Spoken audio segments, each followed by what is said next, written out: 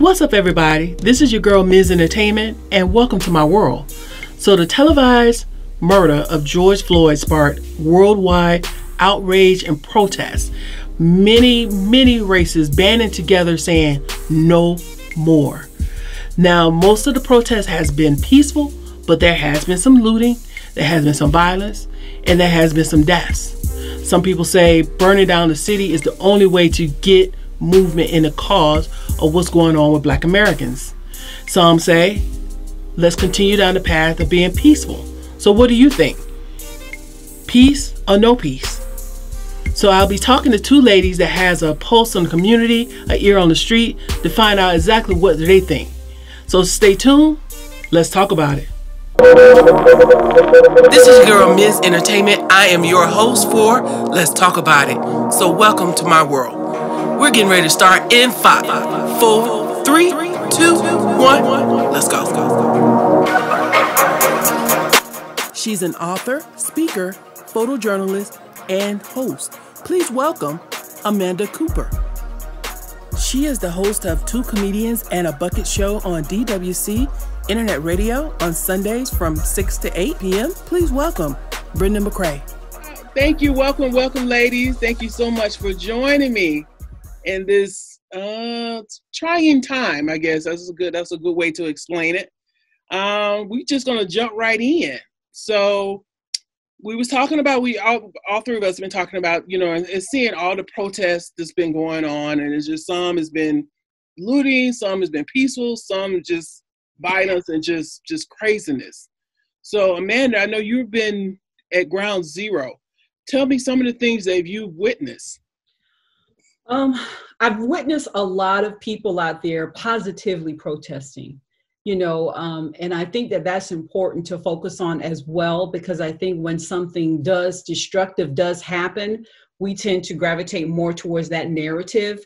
But there are thousands that have been positively protesting, letting their voices be heard. I hear frustration, I hear anger, I hear exhaustion. People are exhausted with the way things were. They're demanding change. They're demanding that, legislation be changed. They're just delayed. They're demanding a 360 change in all areas, not just one particular thing in regards to police brutality against Black people, but just the whole criminal justice reform. We're hearing, legislation to be changed to even prevent or make people more accountable who are in places that have turned a blind eye for so long. So I'm hearing change is what I'm really hearing on the ground when I'm out covering these protests. Okay. And Brenda, I know you have an ear to the street. You have your own show. What are the things you've been hearing, or what have you been talking about, you and your listeners? Well, I've been using my platform to discuss it. Last time we had Trina James, who won her district over there in the Douglasville area, that was down there on the front lines trying to keep the peace. And she was down there when it was at its worst. And there's a picture of her just hitting the ground and just praying. One thing I've heard is that there's no structure with these protests, that people are just out there just speaking, just causing all kind of havoc. And if we're going to get these politicians to sit down at the round table, we need somebody that can speak. Not necessarily you have to come from Harvard or Yale, but we need somebody to really speak for the people and to be heard, and to get these politicians to come out and sit at the round table and let's talk about what's going on. On both sides of the track, with all the violent ways of burning down stuff and doing all this, we can sit down all day long and talk about the history and bring it all up. But like the young lady just said, just tired. We haven't had a chance to express ourselves. We don't get a chance to do that. And so when you back us up into a wall, this is how it comes out. We're tired. I know, telling my audience, I remember Trayvon Martin mama face. There was never an expression. every time something like this happens, I don't want to see another face, another mother face, just bland. She don't know how to react, from Emmett Till, you know, and so forth. We need to come. We are asking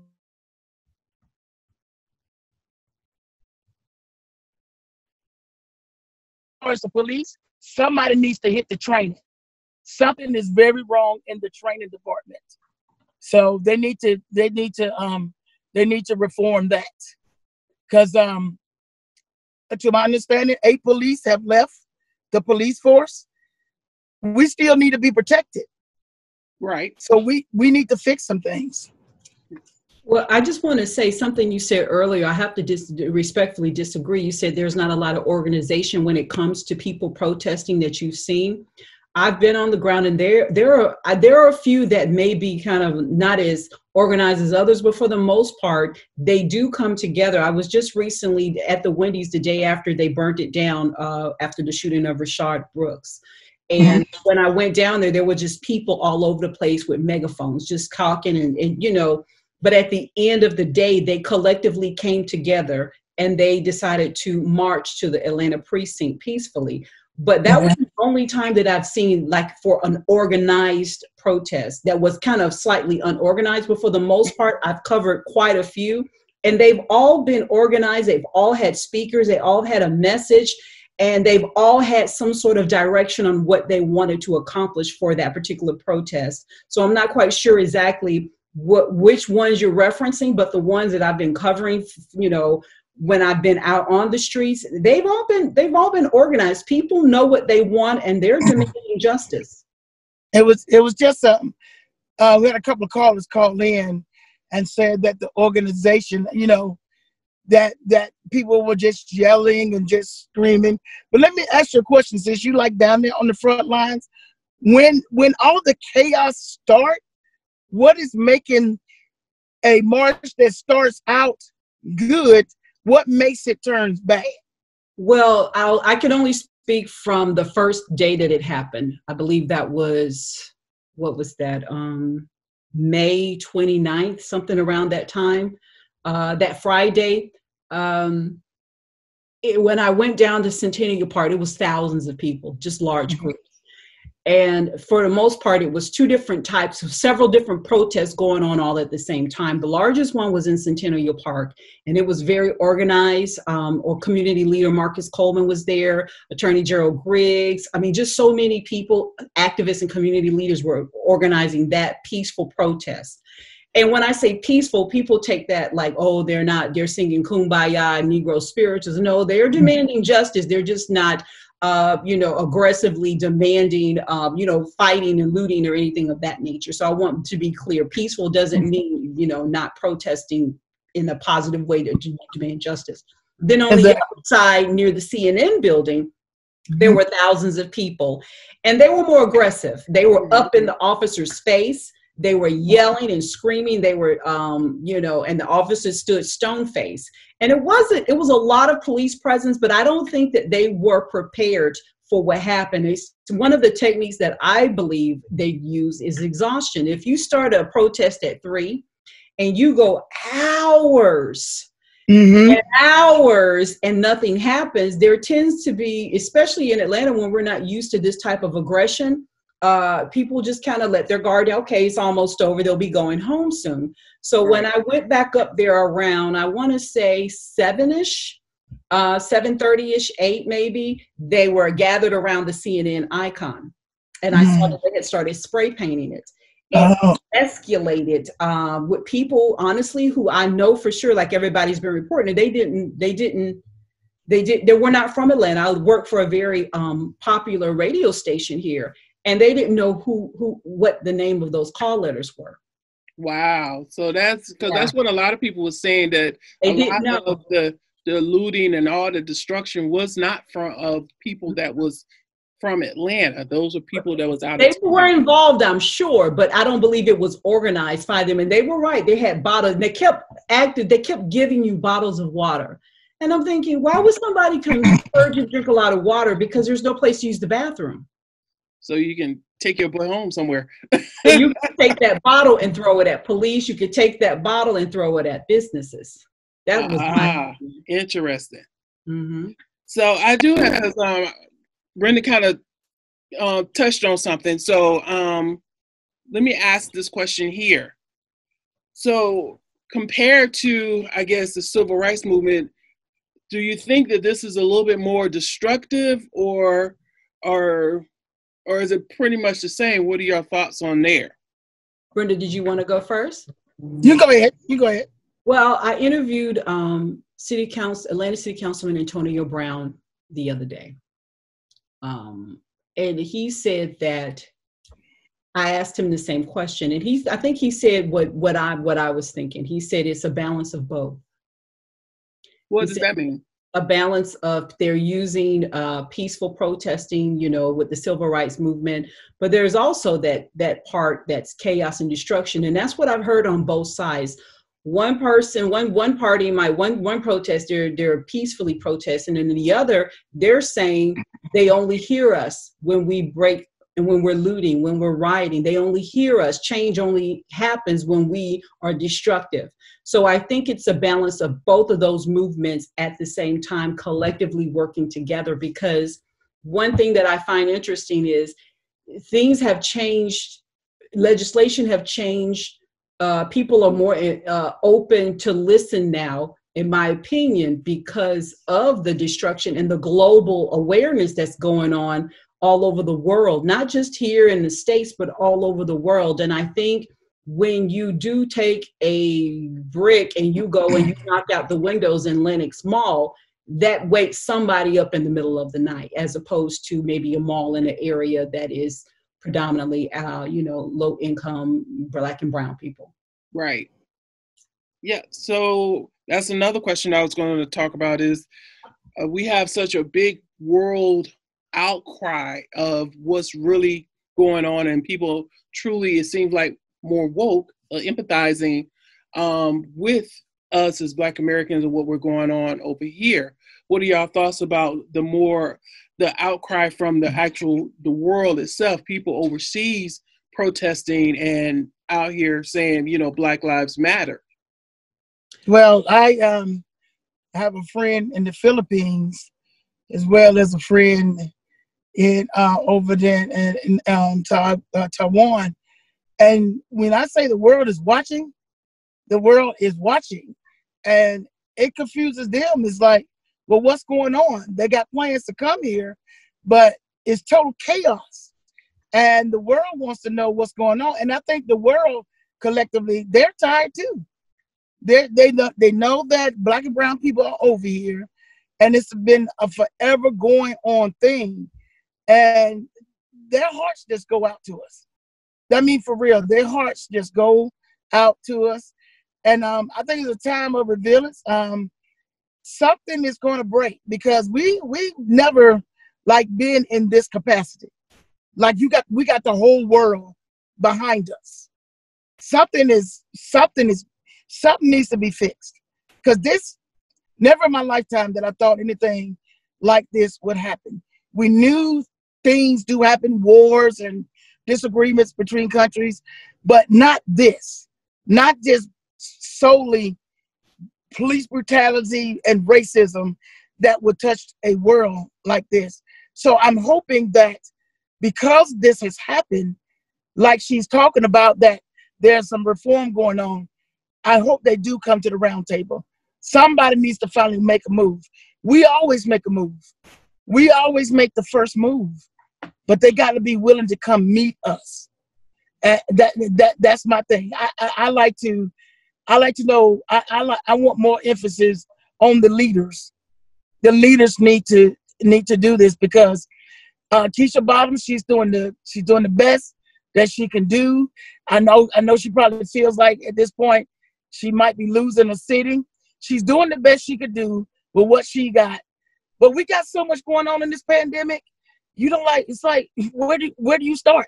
Which fire needs to be put out? These politicians need to step up, and step up quickly, because this needs to be fixed. I don't know, because I wasn't born during the civil rights movement. movement, but it just seems very overwhelming and appreciative that the entire world is watching and they're behind us. And I just think, just asking, what are your thoughts about that? Well, it's funny because right before everything erupted with the Ahmaud Arbery case down in Brunswick, Georgia, I was covering the 55th anniversary of Bloody Sunday in Selma, Alabama. Okay. Selma, okay? Yeah. And I think it's just profound to know that we just celebrated, of course, that, and then shortly after, where the world was watching then. The world was watching then. That's why, people, that's pretty much, in my opinion, the real awareness of the civil rights movement is because it was the word got out exactly what happened. The photographers was there and everybody saw it. So I think it's profound that right after we are down there for that, the Ahmaud Arbery case happens, then the George Floyd case happens, then the Rayshard Brooks case, and then, the Breonna Taylor is almost like the rebirth, in my opinion, of the civil rights movement. And it reminded the world of what has happened. I don't think that they were not aware. I think that they were, everybody's always been watching, especially with the era of the presidency that we have now, the transition from President Barack Obama to President Donald Trump. I think because of that transition and the extreme in political views and the legislation that has been passed and prevented, the world has always been watching. They just care now because, to me, it's a rebirth, a reminder. And like you said, it's time. It's time that people see and support and demand justice, and that they can proudly say Black Lives Matter. And, and that we have been disserviced as a people who are citizens of the United States of America, exactly, greatest exactly. countries in the world. And I think that's important for a lot of people to understand. We are here now. We are by birthright. We are considered Americans, whether you agree with it or not. You are an American citizen, and that Constitution covers all Americans. And I think that is what's very profound, is just the extreme injustice when we talk about right and wrong, morally right and wrong, as well as legally right and wrong. And it seems to me, it shows that there has been an infiltration in the legal justice system, in the criminal justice system, I should say, that needs to be recognized and reformed. Yes, totally agree. And with you touching on the different murders that has happened, the different murders that's still happening, do you ladies think that the protesting is working? What are your thoughts around that? Because it's still happening. I think the protests are absolutely working. I mean, just here in Atlanta, the Confederate monuments are being removed out of Kennesaw and downtown in the city of Decatur. Just here in Atlanta, they're seriously discussing hate crime legislation. They're seriously discussing the repeal of citizens arrest. I mean, this is real. I believe the protest, I think collectively, this whole season is impacting the way that we will live our future lives. Yeah, they done with the NASCAR, taking down the flag at NASCAR. Yeah. So yes, it's working, but I just hate it have to come to this.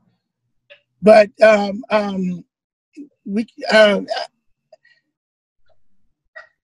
it's working. It's working slowly but surely.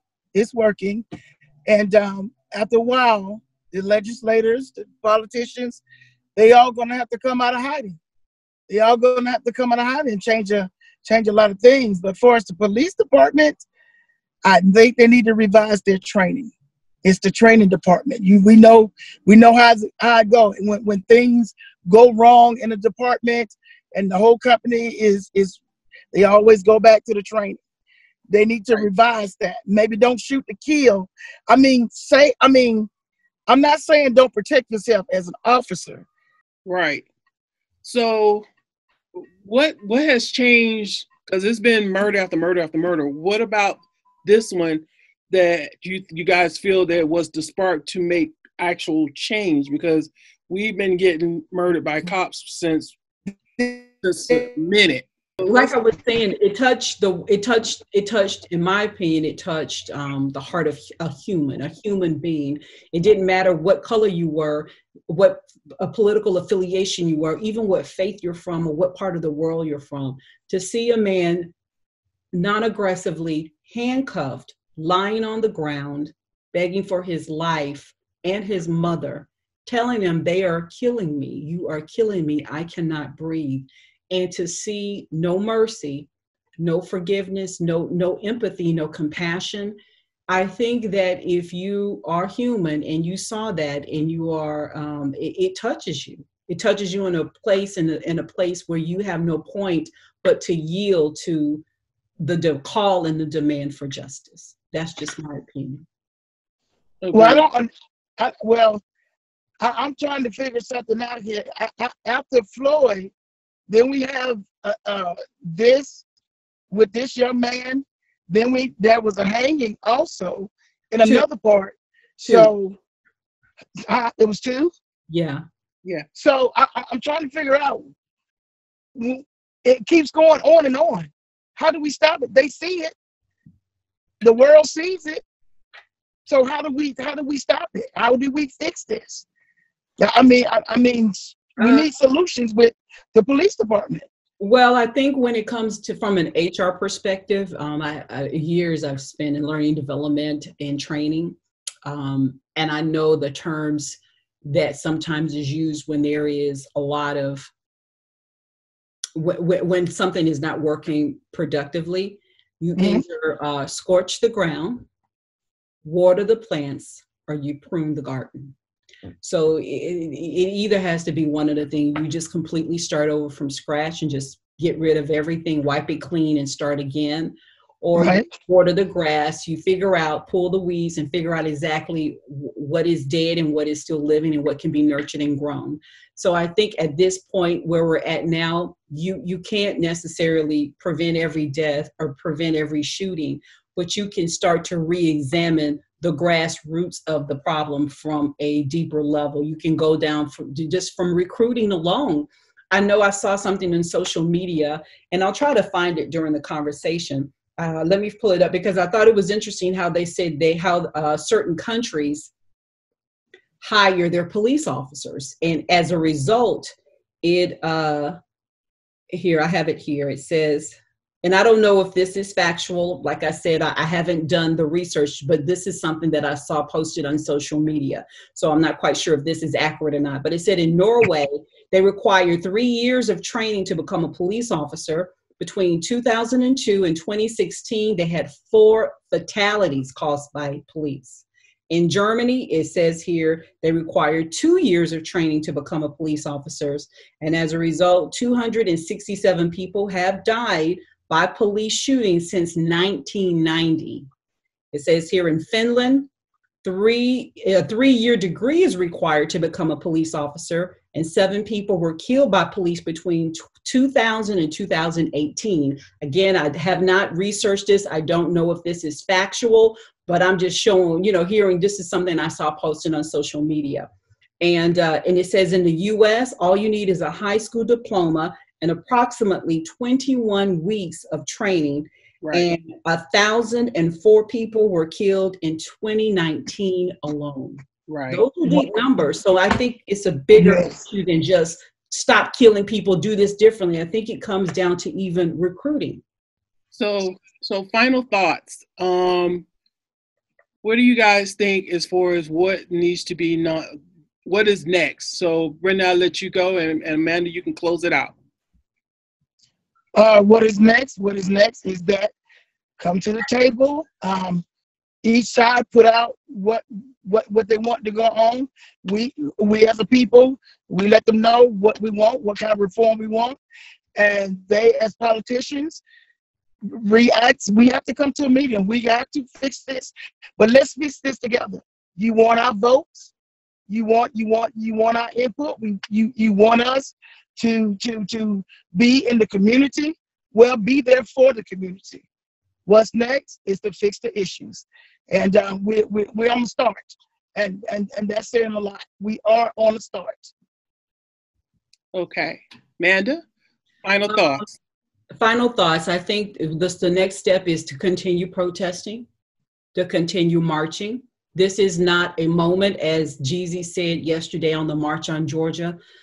He said, this is not a moment, this is a movement. And we need to continue moving forward, protesting, fighting, standing up, not letting that voice die down, because when people are not happy, they have no choice but to listen and be held accountable for the unrest. Not saying the looting and the violence, but we need to continue the same energy until we get what we want done, in my opinion. Well said. Well said. So ladies, I do appreciate your time, you talking to me, and I guess let's keep on with the movement. Thank you so much. Thank you for having me. Thank you so much. It was a pleasure meeting you. I want to say thank you to my guests for being so candid and honest and really talking about what's really going on. If you have any questions for them, send your questions to info@terradoneent.com. That's info@terradoneent.com. They'll make a video giving you a shout out, and I will post that later. So everybody be safe and salute.